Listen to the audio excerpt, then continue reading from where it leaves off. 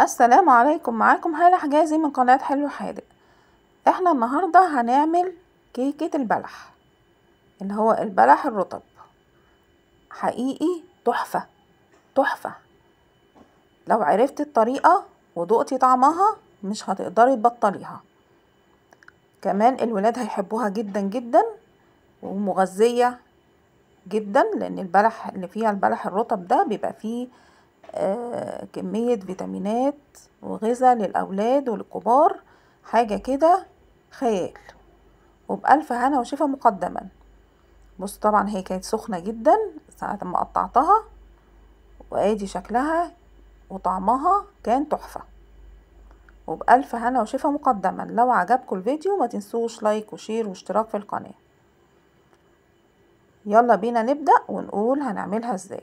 انا دلوقتي معايا المكونات بتاعتها. انا معلقتين سمن، اي نوع سمنة عندك، سمن بلدي، سمن علب، اي حاجة. خلاص. ومعايا نص كيلو بلح اللي هو بيقولوا عليه بلح امهات او اللي هو البلح الرطب. معايا بيضتين، معايا نص كوباية زيت، ومعايا كوباية سكر، ومعايا كوبايتين دقيق، وباكو بيكنج باودر، ومعايا اللي هو رشة فانيليا او الفانيليا السائلة. خلاص. ومعايا كمان معلقة قرفة، ودي اختياري. طبعا احنا هنكون مولعين الفرن واحنا كده ايه شغالين، علشان ادي الفرن فرصة ان هو يكون سخن جدا، يسخن يعني قبل ما نحط الكيك في قلبي. خلاص. هاخد بقى البلح كده وهبتدي ان انا اقشره بالطريقة اللي حضراتكم شايفينها كده. طبعا انا يعني سامحوني بقالي كتير قوي مش قادرة انزل الفيديو دوت بسبب الاحداث اللي بتحصل في غزة. ادعوا لهم ربنا يا رب ينصرهم ويثبت اقدامهم، ويا رب يرحم شهدائهم. دعائكم كلنا بندعي لهم، وكلنا والله مش قادرين نعيش حياتنا، بس الامر لله، من قبل ومن بعد، على النصر يكون على ايديهم ان شاء الله. خلاص. هنبتدي بقى نفتحه كده ونطلع منه البذر اللي هو النوى بتاع البلح، وهيبقى كده مفتوح نصفين. هاخد بقى معلقتين السمن دول هوزعهم كده في الصينية ديت. يا جماعة مقاس الكيك ده واللي انا عاملاه، الصينية دي مقاس 26. خلاص. ممكن لو كبرتي الصينية عن كده ممكن تحطي الكمية، هتكوني مضاعفة الكمية بتاعة الكيك عشان ما تطلعش لا رفيعة قوي ولا عالية قوي، تطلع معقولة. خلاص. هاخد كده ربع كوباية السكر اللي عندي وهرشها كده هوت على السمن اللي انا دهنته في الصينية. وهاخد كمان القرفة وهوزعها، معلقة القرفة هوزعها كده برضو على السكر. وطبعا موضوع القرفة والسكر ده اختياري يا جماعة، يعني ممكن تعمليها من غير لا قرفة ولا سكر. خلاص. يبقى السكر في الكيك بس طبعا دي بتنقلها في حتة تانية خالص. وطبعا اللي بيحب القرفة يحط، واللي ما بيحبش القرفة ممكن قوي ما يحطش، مفيش اي مشكلة. خلاص. هاخد بقى البلح كده هوت وارصه بالطريقة اللي حضراتكم شايفينها كده بالظبط، اللي هو يكون ظهره لتحت في الصينية من تحت، ووشه يبقى مفتوح كده من فوق، علشان خليط الكيك اما ينزل على البلح يمسك فيه ويديكي شكل حلو كده، ويبقى البلح كده غارس في قلب الكيك. هوزعه كده بالطريقة ديت على شكل عفوا، على شكل كده وردة بالطريقة اللي حضراتكم شايفينها كده بالظبط. هيتوزع في كل الصينية من تحت، ما تسيبيش اي فراغ في الصينية من تحت من غير ما تحطي فيه بلح. والله يا جماعة الكيكة دي تحفة تحفة. انا من ساعة ما جربتها وانا ولادي كل شوية بيطلبوها مني، وبألف هنا وشفا مقدما. هاخد بقى البيضتين واحط عليهم كده هو نقطتين من الفانيليا السايلة، لو عندك فانيليا بواكي مفيش مشكلة. وهاخد بقى بقية كوباية السكر وهحطها على البيض واضربها كده كويس جدا بالمضرب. ولو مفيش مضرب يبقى بالخلاط، هتحطي كل المكونات السايلة في الخلاط وتضربيهم كويس جدا لغاية اما تلاقي السكر داب خالص. وطبعا المكونات الكيك تهش خالص وتفتح زي ما حضراتكم شايفين كده، علشان يبقى الكيك هش وناجح معاكي. هاخد نص كوباية الزيت وهنزل بيها على البيض والسكر والفانيليا. كمان معايا كوباية لبن، جايز انا نسيت اقول لكم عليها في الاول، لكن انا معايا كوباية لبن.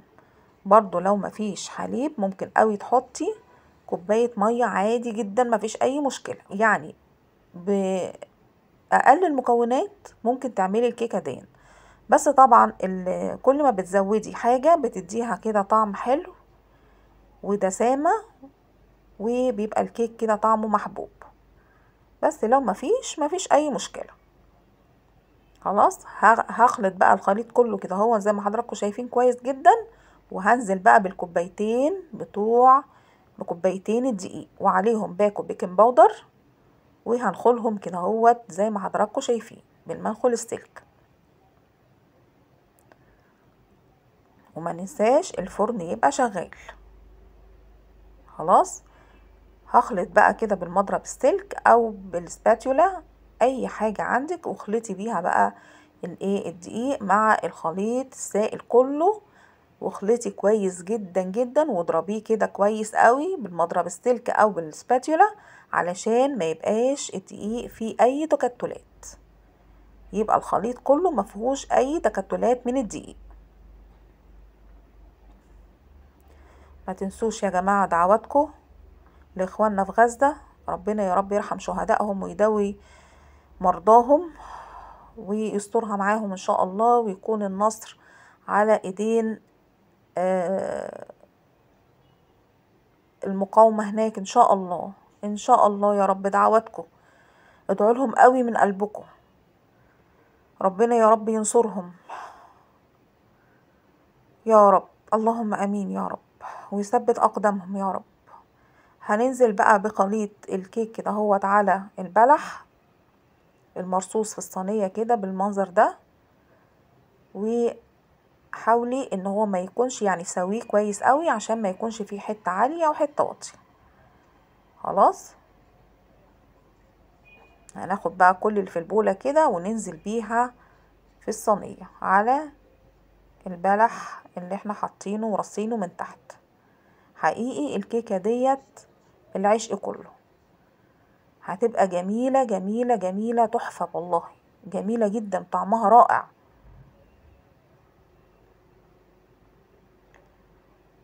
هساوي بقى كده كويس جدا بالراحة قوي، علشان وانتي بتساوي ما يطلعش منك البلح من تحت.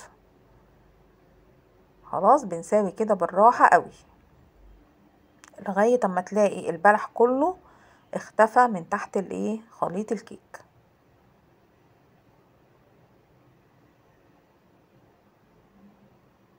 ساوي بقى كويس كده جدا وخبطة كده هو على الرخامة، وهندخلها الفرن. هتاخد قد ايه في الفرن؟ هتاخد تقريبا نص ساعة على درجة حرارة 180. وهي طلعت من الفرن بص بقى شكلها تحفة طبعا، وهي سخنة كده هو على طول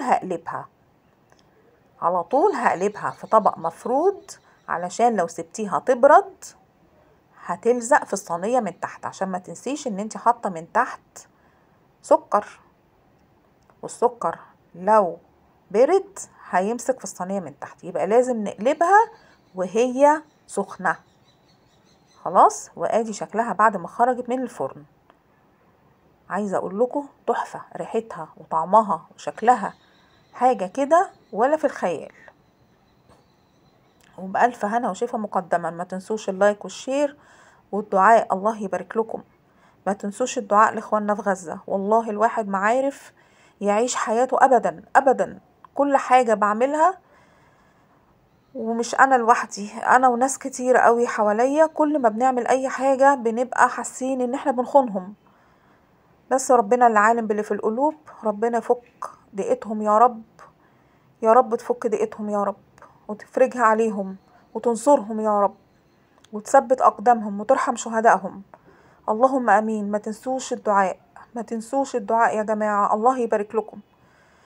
وده اضعف الايمان، احنا مش قادرين نعمل لهم اي حاجة غير الدعاء. ربنا ينصرهم يا رب، انصرهم يا رب، يا رب انصرهم، يا رب انصرهم وثبت اقدامهم. سلام عليكم.